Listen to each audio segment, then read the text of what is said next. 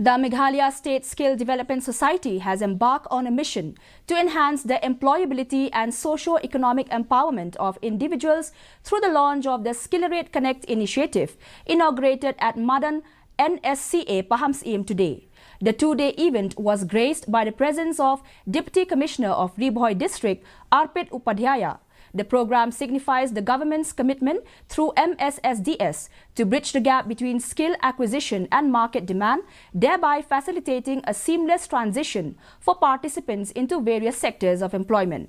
This initiative aims to not only impart necessary skills, but also to foster innovation and entrepreneurship amongst the youth.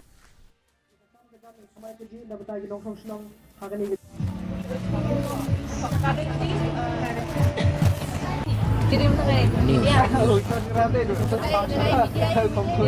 I would just like to highlight today the importance of this program, whereby we have certain people who have got their training, skill training through various programs arranged by MSSDS, and on the other hand we have our employers also who have come all the way at the invitation of the our MSSDS people.